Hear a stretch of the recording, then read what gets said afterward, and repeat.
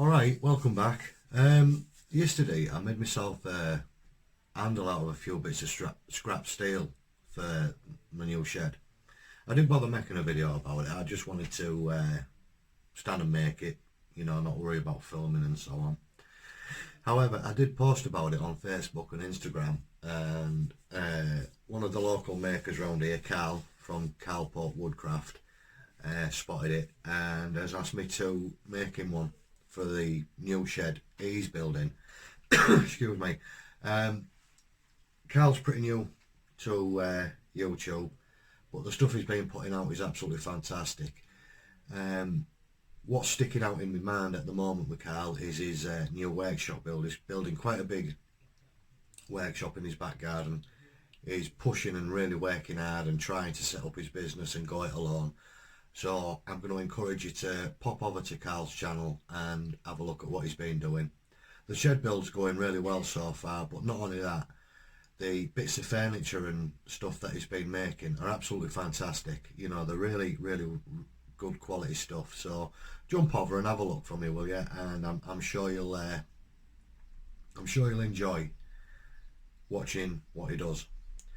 Anyway, what I'm going to do is I'm going to make Karl an handle for his shed door, and I managed to make mine out of bits of scrap that I had left over that I've just saved, you know.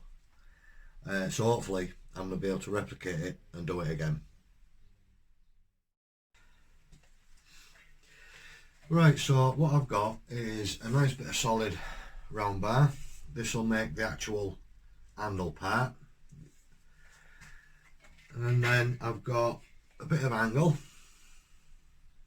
Not sure, I don't know if it's 1/8 inch thick or whatever, but what I did on my own and what Karl wants me to replicate is basically out of this side I cut more or less that shape just to make it so it in just flat and square, and then I cut at a right angle there, and then where I've roughly drawn that, I'll drill that out where the round bar will sink into, and then I'll weld it up, and then there's the two holes to drill there to actually screw it to his shed door.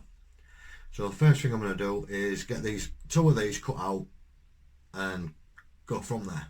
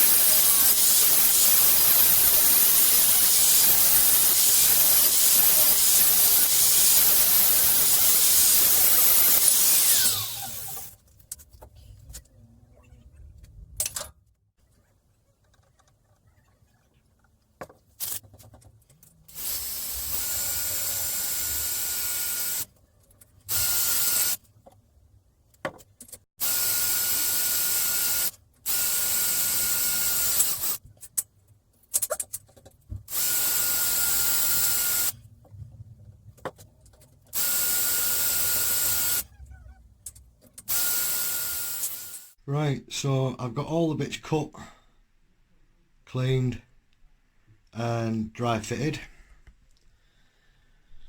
Next stage is just basically weld the ends. Weld each end, and that'll pretty much hold it all together, ready to screw to Karl's shed door. Right, as I was just clamping it down and trying to square it up, I noticed that I'm a little bit off with the holes that I drilled for the bar to go through. As you can see, it doesn't run square. Bit annoyed about that, but you know, I'm still new to this stuff. I've got a lot to learn, so hopefully Karl won't mind.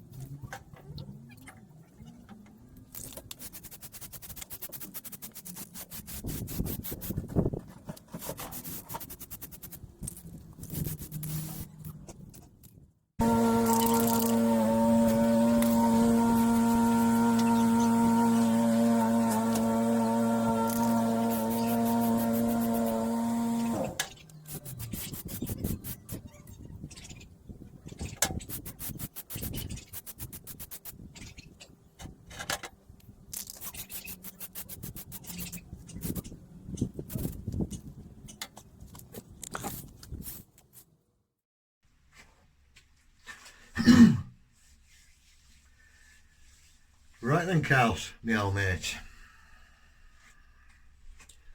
There we go.